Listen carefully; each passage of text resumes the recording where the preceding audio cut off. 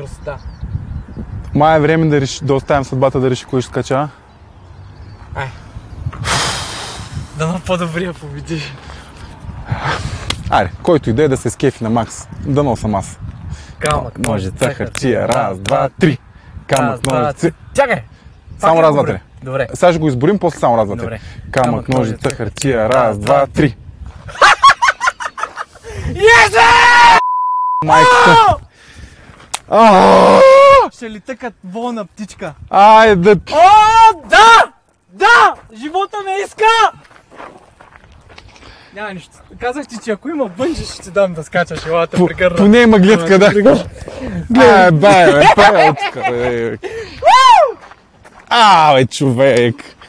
Браво, бе!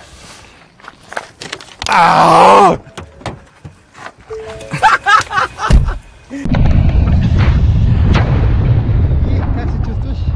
Другата ръка помахай малко към камера.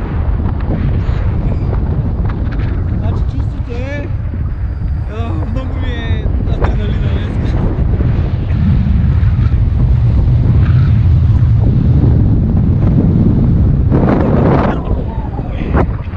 Това ни беше като предизвикателство и награда едновременно.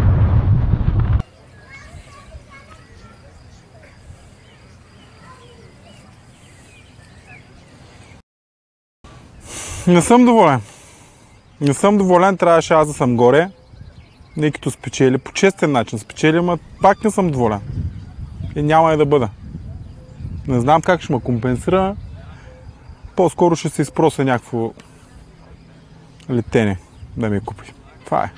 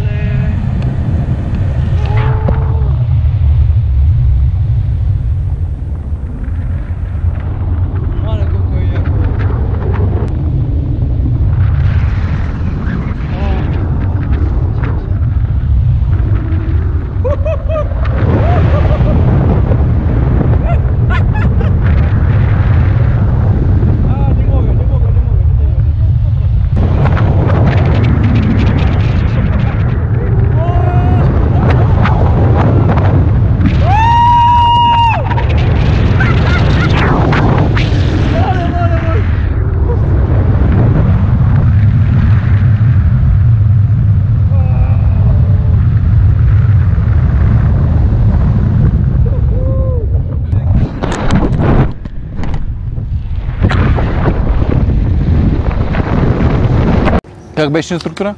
Инструктора ни се падна най-лудия маняк. Завъртя с главата надолу, му въртя като центрофуга, човек. Аз виках, дали ми да управлявам парапланера. Наляво, надясно. Тук дръж камерата си на ръка, бе, няма страшно. Държа камерата си на ръка, той ме върти, има случай и аз стискам с другата ръка. Предмишницата беше много яка, човек. Много голям кеф. Вятърът ти свири, гледаш цяла Стара планина, отсреща средна гора.